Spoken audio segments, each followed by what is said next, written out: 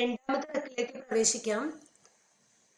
നമാമി മേധ ന ജിഹീള ഏഷാ ശിവാസഖിഭ്യ ഉത മഹ്യമാസീൽ അക്ഷസ്യാഹമേകപരസ്യ ഹേതോരനുവ്രതാമപ ജായാമരോധം. ഇതാണ് രണ്ടാമത്തെ ഋക്ക്. പദച്ഛേദം നോക്കാം. ന മാ മിമേധ ന ജിഹീളേ ഏഷാ ശിവ സഖിഭ്യ ഉത മഹ്യം ആസീത് അക്ഷസ്യ അഹം ഏകപരസ്യ ഹേതോ അനുവ്രതാം അപ ജായാം അരോധം. ഇങ്ങനെയാണ് രണ്ടാമത്തെ ഋക്കിന്റെ പദച്ഛേദം. ഇനി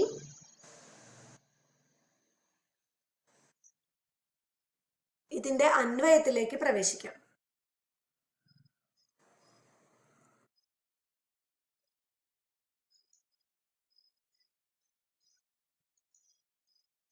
അന്വയം. ഏഷാ ജായ മാ ന മിമേധ ന ജിഹീളേ സഖിഭ്യ ഏഷാ ശിവാ ആസീത് ഉത മഹ്യം അനുവ്രതാം ജായാം ഏകപരസ്യ അക്ഷസ്യ ഹേതോ അഹം അപ അരോധം. ആദ്യത്തെ മന്ത്രത്തിന്റെ പോലെ തന്നെ അത്രയ്ക്ക് ഇതില് വാക്കുകൾ ബുദ്ധിമുട്ടില്ല, കുറച്ചും കൂടെ എളുപ്പമാണ്. നിങ്ങൾ അന്വയ എന്ന് കഴിഞ്ഞിട്ട് ഒരു ഹൈഫൺ ഇടണം കേട്ടോ. അതേപോലെ ഇതിന്റെ മുൻപിലത്തെ ഋക്കില് മുൻപിലത്തെ സ്ലൈഡില് ജിഹീള എന്ന വാക്കുണ്ടല്ലോ, അത് പദച്ഛേദത്തിൽ എഴുതിയത് പോലെയാണ് എഴുതേണ്ടത്. മന്ത്രത്തിൽ എഴുതിയ ല ആണ്, ള അല്ല. ആ അക്ഷരം നിങ്ങൾ ശ്രദ്ധിക്കണം. അതുപോലെ ഹേതോ, പദച്ഛേദത്തിൽ ഹേതോ എന്ന് കഴിഞ്ഞിട്ട് ഫുൾ സ്റ്റോപ്പ് ഇടാൻ വേണം. അപ്പോ ഇനി അന്വയം നോക്കാം. ഏഷാ ജായ മാ ന മിമേധ ന ജിഹീളേ സഖിഭ്യ ഏഷാ ശിവ ആസീത് ഉത മഹ്യം അനുവ്രതാം ജായാം ഏകപരസ്യ അക്ഷസ്യ ഹേതോ അഹം അപ അരോധം. ഇവിടെ ജായ എന്ന വാക്ക് എല്ലാവർക്കും അറിയാം, പത്നി. സഖിഭ്യ എന്ന വാക്കിന് സഖികൾക്ക്, സഖി എന്ന് പറഞ്ഞ സുഹൃത്ത് എന്നർത്ഥം. അപ്പോ ഏഷാ അസ്മദീയ ജായ കിതവം മാം ന ചുക്രോധ. അപ്പൊ മിമീഥേ എന്ന വാക്കിന്റെ അർത്ഥം നിങ്ങൾക്ക് കിട്ടിയിട്ടുണ്ടാവും. മാ ന മിമീഥ, മിമേഥ, സോറി മിമീഥേ എന്നല്ല കേട്ടോ, മിമേഥ. മിമേഥ എന്ന വാക്കിന് ചുക്രോധ ലിട്ടാണ് കേട്ടോ. അപ്പോ ഏഷാ അസ്മദീയ ജായ, മാ എന്നതിന് മാം എന്നർത്ഥം, ന മിമേഥ എന്നതിന് ന ചുക്രോധ എന്നർത്ഥം. അപ്പോ കിതവനായ എന്നോട് എൻ്റെ പത്നി ഒട്ടും തന്നെ ദേഷ്യപ്പെട്ടില്ല. ന ജിഹീളെ എന്ന് പറഞ്ഞാലോ, നച ലജ്ജിതവതി, എൻ്റെ പ്രവൃത്തിയിൽ ലജ്ജ കാണിച്ചതും ഇല്ല. ഇങ്ങനെ ഒരു പതിയാണല്ലോ എനിക്ക് എന്ന് വിചാരിച്ച് ലജ്ജിക്കാലോ, കഷ്ടം എന്ന് വിചാരിക്കാലോ, അങ്ങനെയും വിചാരിച്ചില്ല. മാത്രവുമല്ല സഖിഭ്യ ഏഷാ ശിവ ആസീത് അസ്മദീയേഭ്യ കിതവേഭ്യ സുഖകരി അഭൂത്.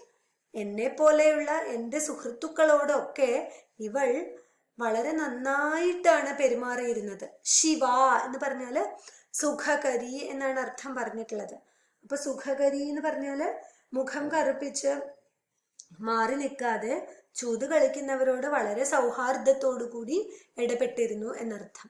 ഉത മഹ്യം, മഹ്യം ച ഏഷാ ശിവ ആസീത്, എനിക്കും അവൾ എങ്ങനെയായിരുന്നു, മംഗളകാരിയായിരുന്നു, മംഗളകാരിണിയായിരുന്നു. ഇത്തം അനുവ്രതാം ജായാം, ഇപ്രകാരം അനുകൂലയായ ജായയെ കണ്ടോ നിങ്ങൾ. അപ്പൊ വ്യാഖ്യാനം നോക്കുമ്പോൾ നിങ്ങൾക്ക് അർത്ഥം മനസ്സിലാവും. ഏകപരസ്യ അക്ഷസ്യ ഹേതോ, ഒരേയൊരു ചൂതിന്റെ കാരണം ഹേതുവായിട്ട് അഹം അപരോധം എന്നതിന് പരിത്യക്തവാൻ എന്നർത്ഥം, ഞാൻ അവളെ ഉപേക്ഷിച്ചു. ഈ എൻ്റെ പത്നി കിതവനായ എന്നോട് ഒരിക്കൽ പോലും, ചൂതുകളിക്കാരനായ എന്നോട് ഒരിക്കൽ പോലും ക്രോധിച്ചില്ല, ദേഷ്യപ്പെട്ടില്ല. എന്നെ ഓർത്ത് ലജ്ജിതവതിയും ആയില്ല. എന്നെ പോലുള്ള ചൂതുകളിക്കാരോടും എൻ്റെ സുഹൃത്തുക്കളോടും ഒക്കെ ഇവൾ ഏറ്റവും സുഖകരിയായി ഭവിച്ചു. മാത്രവുമല്ല എന്നോടും അവൾ സുഖകരിയായിരുന്നു. ഇപ്രകാരം അനുകൂലയായ എൻ്റെ പത്നിയെ ഒരേയൊരു ചൂതിൻ്റെ പേരിൽ ഞാൻ ഉപേക്ഷിച്ചു. എന്ന് പറഞ്ഞാൽ അവളെ ഞാൻ ശ്രദ്ധിച്ചതേയില്ല. ചൂതുകളിയിൽ മാത്രമായിരുന്നു എൻ്റെ ശ്രദ്ധ. അതാണ് ഈ മന്ത്രത്തിൽ സൂചിപ്പിക്കുന്നത്. അപ്പോൾ ഓരോ വാക്കുകളുടെയും അർത്ഥം ഞാൻ ഒന്ന് ക്രോഡീകരിച്ച് എഴുതിയിട്ടുണ്ട്. മാ എന്ന വാക്കിന് മാം, ന വിമേധ ന ചുക്രോധ, ശിവ എന്ന വാക്കിന് സുഖകരി, അനുവ്രതാം എന്ന വാക്കിന് അനുകൂല, അപരോധം എന്ന വാക്കിന് പരിത്യക്തവാൻ. ഇത്രയും വാക്കുകളും അർത്ഥങ്ങളും നിങ്ങൾ മനസ്സിലാക്കുക. അതേപോലെ ഈ അന്വയം ഭാവാർത്ഥം ഒക്കെ എഴുതിയെടുക്കുക. ള എന്നുള്ള അക്ഷരം ശ്രദ്ധിക്കുക. മന്ത്രത്തിലും കറക്റ്റാക്കി എഴുതണം.